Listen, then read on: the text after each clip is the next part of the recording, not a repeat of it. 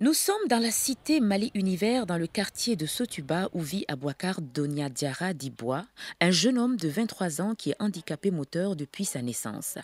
Abouakar Donia Diarra, on est d'un folo de. On est banaï soro, jigini ne senfe, parce que ne jiginto ala kunga kumba. On fasa déplacera ne jiginto ala. Bon, aka bana sababu yodi. Mais depuis ne jigin le tan fla. Fubi ne be de aka furakɛli ni fɛnw na fa ye ne dɛmɛ ne balimaw ye n dɛmɛ sigiɲɔgɔnw ye n dɛmɛ bon a ye san 6 ani tila de kɛ duguma yan'a bɛ sen sɔrɔ ka taama a fa banna le 19 novembre 2009 n ye traitement in kɛ fo 2010. En effet, Bois a eu une enfance très compliquée avec son handicap, mais cela ne l'a point empêché de poursuivre ses études jusqu'à l'obtention d'un cap en bureautique. Cela ne l'a point empêché de faire de sa vie une source d'inspiration pour sa plume, qui accouchera d'un livre au titre évocateur « Ma vie, mon calvaire ». Contrairement à ce qu'on pense, défiant les idées admises, Bois semble être un homme épanoui au point d'être le chouchou de la cité Mali Univers et dont le nombre d'amis qui l'entourent ne tiendrait pas sur les doigts des deux mains. J'ai fait des études à travail bureautique.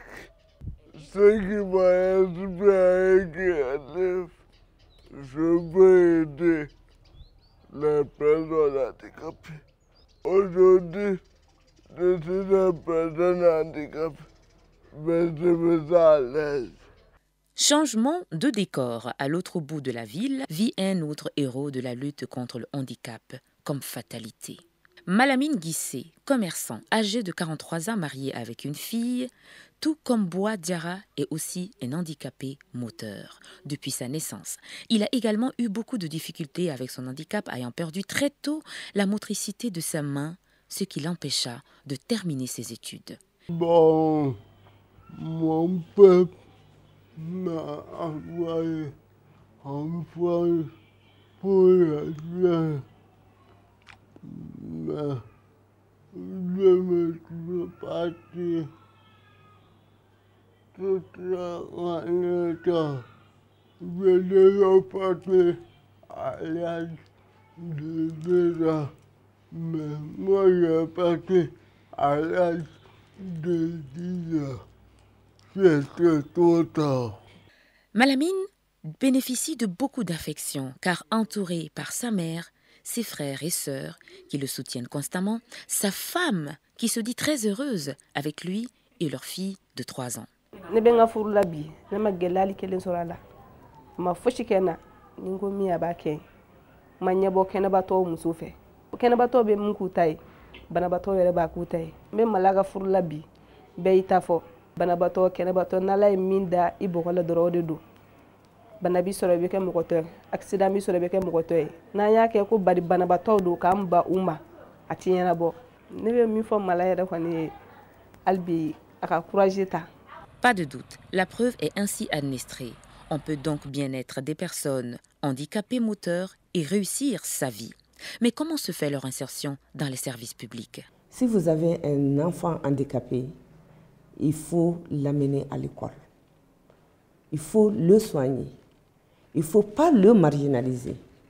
Au niveau du pays, quand même, il y a eu un arsenal juridique qui accompagne les personnes vivant avec un handicap. Cet handicap relève de la neurologie. Y a-t-il des progrès dans ce sens pour diminuer les facteurs déclencheurs de cet handicap?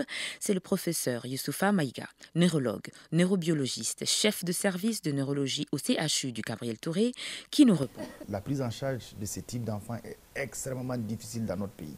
Nous sommes là devant les conséquences d'un accouchement qui n'a pas été bien géré. Il y a un travail énorme à faire. L'handicap est quelque chose qui est réel dans tous les pays du monde. Les enfants handicapés, il faut des écoles spécialisées. Un enfant handicapé ne peut pas être enseigné, éduqué de la même manière qu'un enfant non handicapé. Il faut qu'il y ait une volonté politique réelle d'insertion et de prise en charge de l'enfant handicapé dans notre pays. La science nous donne donc de l'espoir pour les personnes vivant avec cet handicap, mais encore de l'espoir pour leur insertion socio-économique.